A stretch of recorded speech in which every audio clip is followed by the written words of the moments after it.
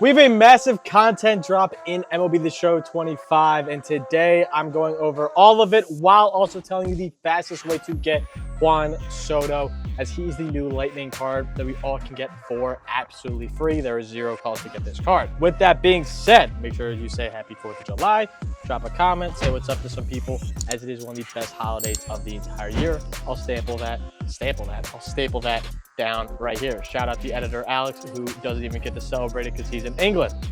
With that being said, we get Emmanuel Clase as our first player in the 5th inning program. Emmanuel Clase is a closing pitcher. He's going to be one of the best closing pitchers in the game. I understand he only has 3 pitches, but they are really hard to hit. Clase is a guy that has a 97 cutter, great sinker, and then a slider that's just fast enough to skim under you if you're sitting on those faster pitches. He's not going to blow your socks off, but he's definitely a really good player to get for the absolute free. Now, again, in these programs, we're also going to have 3 bosses. We're going to have Hank Aaron, we're going to have Chipper Jones, we're going to have Greg Maddux. I think all 3 of these players are playable in your field if you have a lower tier team. If you don't have Scott Rowland, if you don't have Ted Williams, all these guys are going to go into your team. Hank Aaron is a very solid card. 103, 100 contact, silver defense, 76 speed. Definitely viable, good enough to get it done, has a good swing nonetheless. 125 clutch is obviously fantastic, and some of the best in the game. Has good corks as well, and again, a great swing. So he definitely can be viable on your squad. Is he going to be God Squad guy? No. Chipper Jones, on the other hand, definitely can make up for not having some Scott Rowland.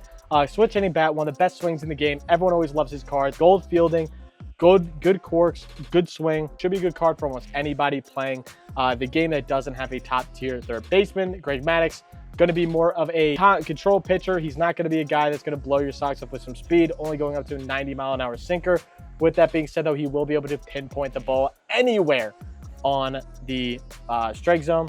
You're going to have to face him probably a lot of times. He's a righty pitcher, which definitely helps out the lefty meta in this game to try to balance out a little bit, but for the most part, it's still going to be very heavy left. With that being said, though, heading over to the free Clayton Kershaw, we do get 99 overall Clayton Kershaw for him having 3,000 strikeouts. He does have a 96 fastball, slider, sinker, circle change. In the past, Kershaw hasn't been the hardest guy to hit, but he is another lefty. So again, adding to the lefty matting, adding to the Al Leiters of the world, adding to the John Dons of the world. We have so many lefties in this game that are in the meta, that are in the top tier, that are the best pitchers in the game. Here comes another one that will affect some of the cards we're going to talk about a little bit later on in the video. But again, the Kershaw looks amazing. He's going to be able to be on almost any team. He's Clayton Kershaw. He's a fantastic card. You get him by just doing moments, just doing missions. It's super easy to get him.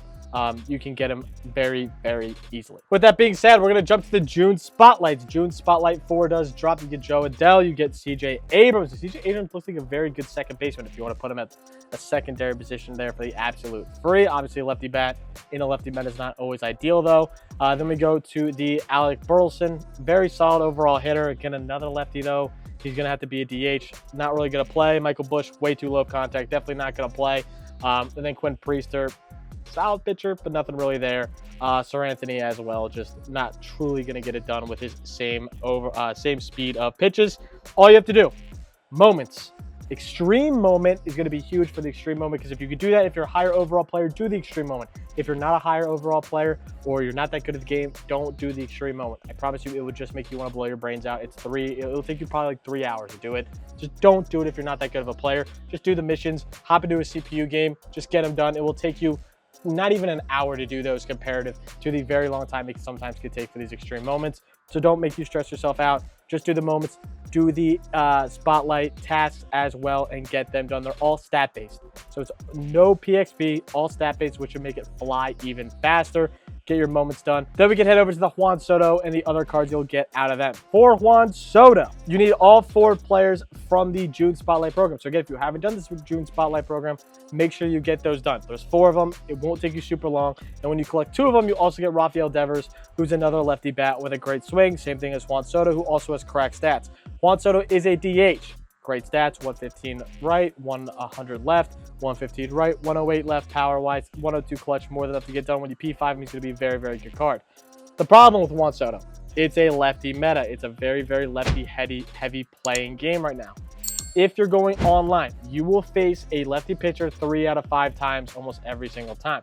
You'll face a Rana Roger. You'll face like a Greg Maddux. You'll face all those sort of guys but it's not going to be as often as the John Duns of the world, as the Outlighters, as the Clayton Kershaws, as even the Fernando Valenzuelas. All of those guys are all lefty meta players, especially at higher difficulties. So having Juan Soto will mean you're going to face a lot of lefty lineups. Are you okay with that? If you are okay with that, Juan Soto is going to be amazing. If you're not good lefty like myself, Juan Soto probably is not going to play that much for you, but he is a fantastic lefty bat on the bench if you need, or to just use in your lineups if you have the luxury like someone like I do, where you don't have to play them guaranteed every time. Now also, there is obviously the paid version, the one where you have to buy the players, which is the Retro Lightning Pack. There's the Bobby Grinch. You get Yandy Diaz as well when you collect these cards. I don't think Yandy Diaz is worth a shit. You can move on from him. But Bobby Grinch does have great stats and they pop on the page. Now, Bobby Grinch, if I remember correctly, doesn't have an elite swing. It's just a slapstick swing. It's not going to blow your socks off.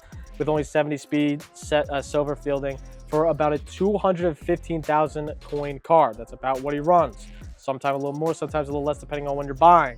With that being said, I think you should sell those cards 10 out of 10 times. Don't buy. My suggestion instead, sell those cards, buy Trey Turner. 10 out of 10 times. Trey Turner is a better second base card than this. His stats may not be as flashy, but his higher speed, higher stealing, just as good fielding with one of the best swings, undoubtedly top 3 swings of the game. 100% I would suggest to buy Trey Turner instead.